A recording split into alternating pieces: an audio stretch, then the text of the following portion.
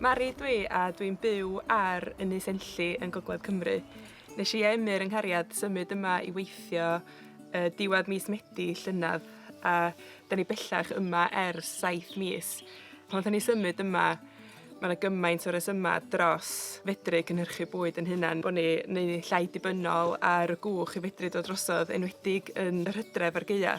Felly athon ni ati diwedd mis Rhagfyr i ddechrau paratoi darn o dir dros y wal fan'na. Felly oedd yna hen ardd yna di tyfu'n hollol wyllt. Nathon ni ddechrau drwy jyst torri be oedd di tyfu lawr, yna lot o ddanaddolpoethion yna. Diwrnod un o baratoi'r polytunnel. Cyn i fynd oddi ar yr ynys am y dolig, roeddwn ni swp o wymon ar y tir fath o gwrtaeth. A wedyn mi ddothon ni nôl mis Ionawr a dechrau adeiladu'r polytunnel. Roedd yn dipyn o her achos bod y tir ddim yn lefel, o rhaid iddyn ni 1 lefelu'r tir a 2 iddyn ni dal i dynnu gwreiddiau o'r tir. I ddangos i chi y twmpath o wreiddiau dandlpoethion nathon ni orfod tynnu o'r tir, oedd heb cael ei drin ers degawda, swn i'n dweud. Nathon ni orffen adeiladu yr twnnel ganol mis Chwefror.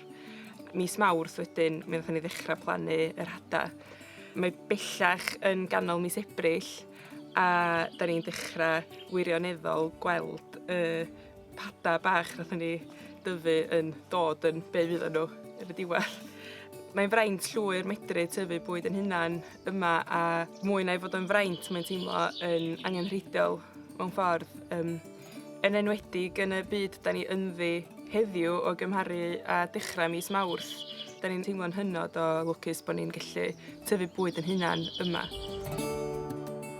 Y job sgen ni i wneud bore yma ydy mae'r pys yn debygol o dyfu yn hirach na'r ffyn da ni wedi gallu rhoi yn llawr, felly da ni wedi ffeindio rhwyd ar lan y môr a da ni'n mynd i rhoi hwnna'n sownd i'r pys fedru dingo. Hapus? Hapus. Hapus.